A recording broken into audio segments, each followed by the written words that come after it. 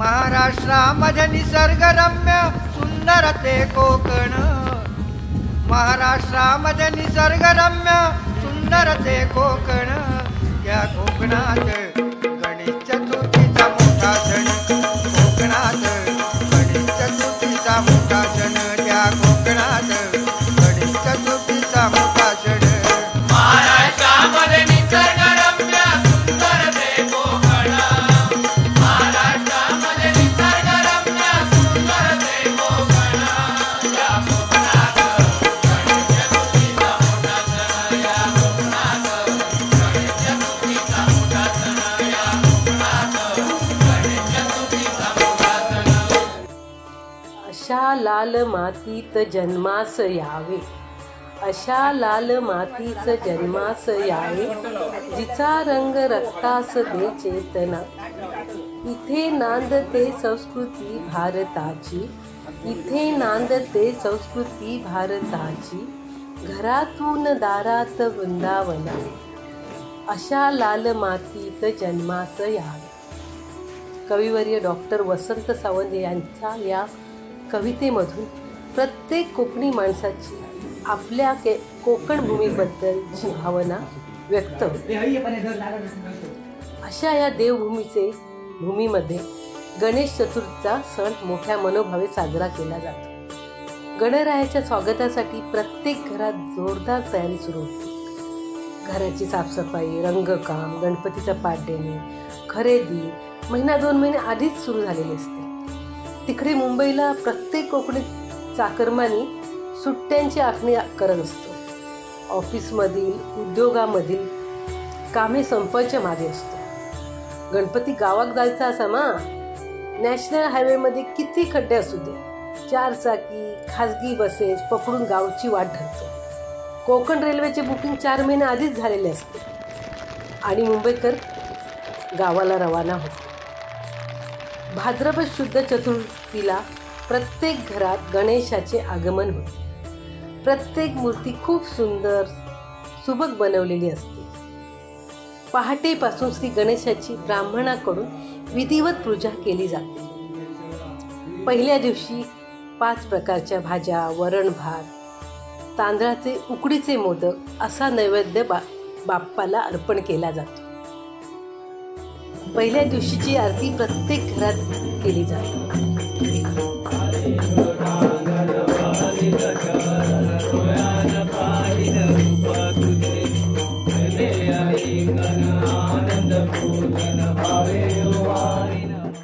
आणि पहिल्या रात्रीपासून भजनी मंडळी भजनास सुरुवात करतात.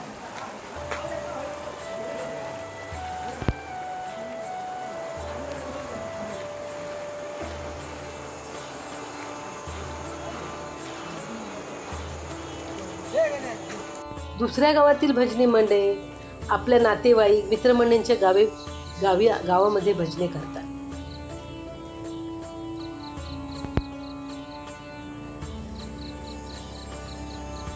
ही भजने अगदी पहाटेपर्यंत चालतात.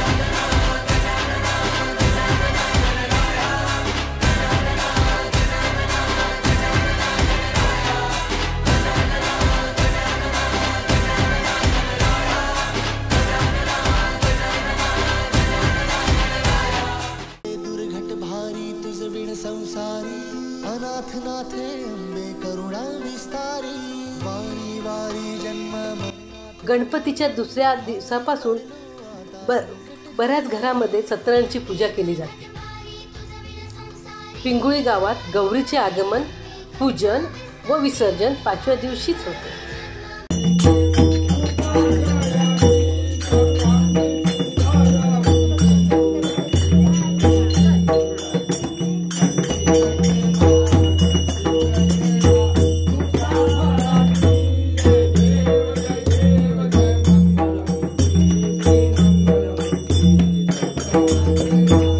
मुख्य घरात देवीचे पूजन होते.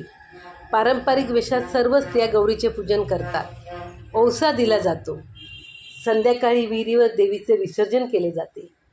भाकरी भाजीचा प्रसाद सर्वांना दिला जातो. बहुतेक घरात गणरायाची वास्तव्य 11 दिवस असते. 11 दिवसात खूप लगबग असते. पाहुणे, मित्र, नातेवाईक सर्वजण घराला भेटी देत असतात. कुटुंबाचे जणू गेट टुगेदरच असते.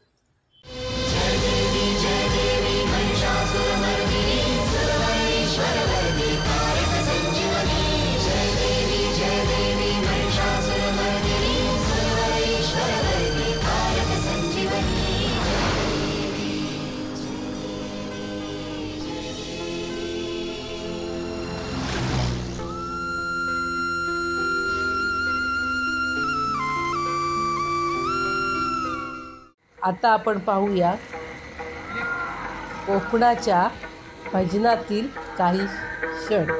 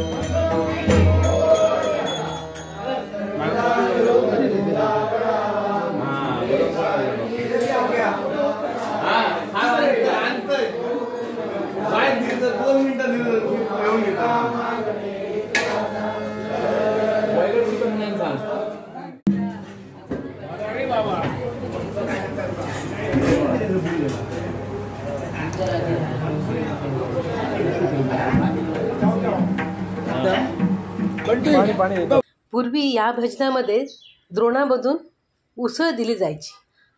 आता ह्या उसळीची जागा तर्रीवाली मिसळ, मंचुरियन, वडापाव, इडली सांबार, उत्तप्पा अशा पदार्थांनी घेतलेली आहे.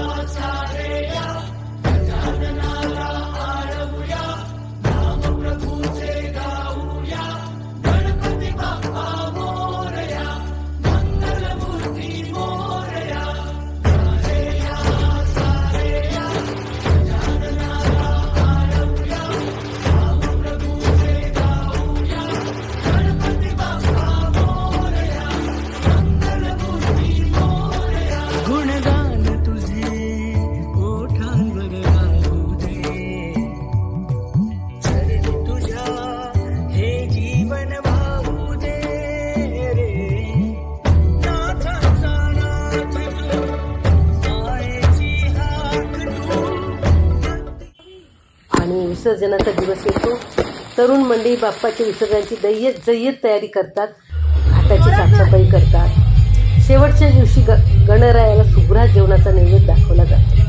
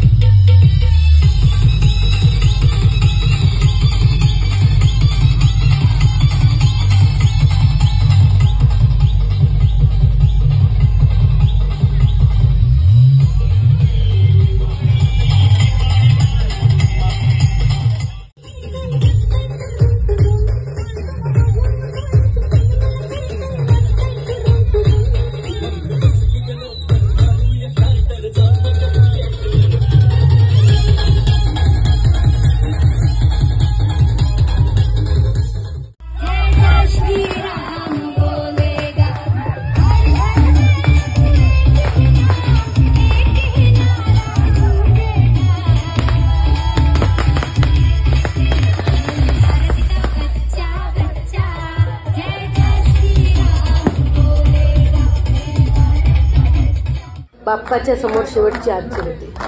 सर्व कुटुंबीय बाप्पाला गारणे घेतात. विसर्जन घाटावर सर्व बाप्पांची मिरवणूक होते. फटाक्यांची आतिषबाजी होते.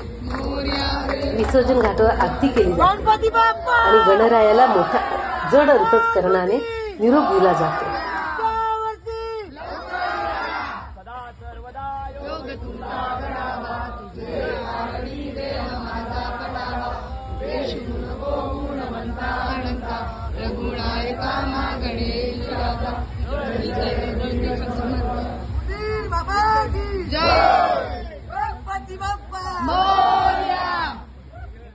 गणपती बाप्पा मोरया, पुढल्या वर्षी लवकर या. बाप्पा, तुझ्यामुळे नात्यांची तुटलेली विण पुन्हा जुळली जाते. बाप्पा, तू सर्वांना एकत्र बांधून ठेवतो. गणराया, तुला त्रिवार वंदन. तुझी कृपा आम्हा सर्वांवर सदैव राहू दे हीच मनोकामना.